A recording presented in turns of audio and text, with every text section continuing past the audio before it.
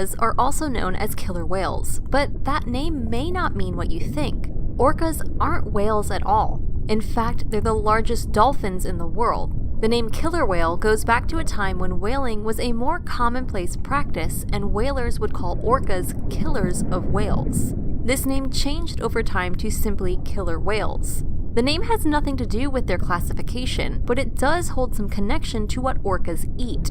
Orcas are top predators of the world's oceans. Some have even gone so far as to call them the wolves of the sea. Though astute viewers of this show would know that name isn't entirely appropriate to describe what people want to portray as a vicious killer. Aside from fish, squids, octopuses, penguins, seals, sea lions, and many other food types, orcas will also kill and eat whales. However, their name precedes their disposition.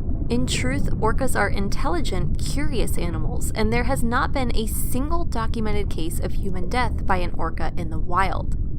Maybe they are wolves of the sea. And in fact, orcas do hunt in a way that is similar to their terrestrial counterparts. Orcas live in familial pods that can have more than 40 individuals. Each pod is unique and they all have different techniques for hunting. Some create waves to knock seals off ice floes. Some create ambush traps. And some even beach themselves to snag other mammals right off the shore. Hunting techniques are passed down from mother orcas to their babies. Orcas mate year-round, but the most active time for breeding is summer.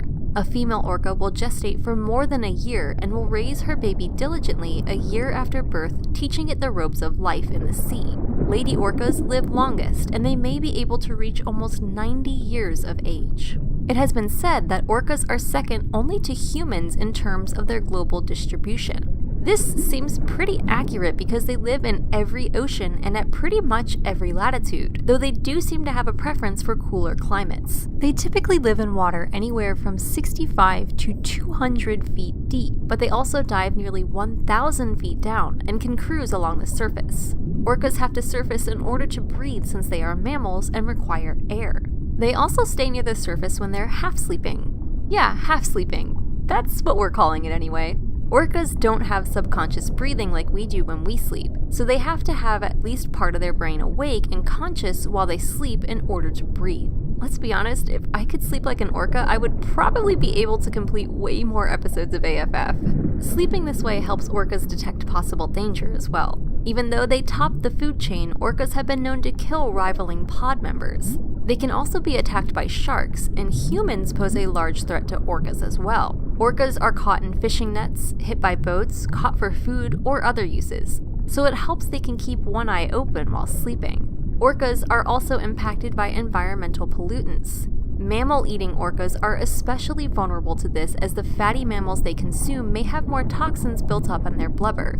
Heck, orcas even have their own breed of lice, though those might actually be helpful, as gross as they might seem. Humans have lived alongside orcas for a long time. Some cultures consider them to be symbols of health who bestow strength and food.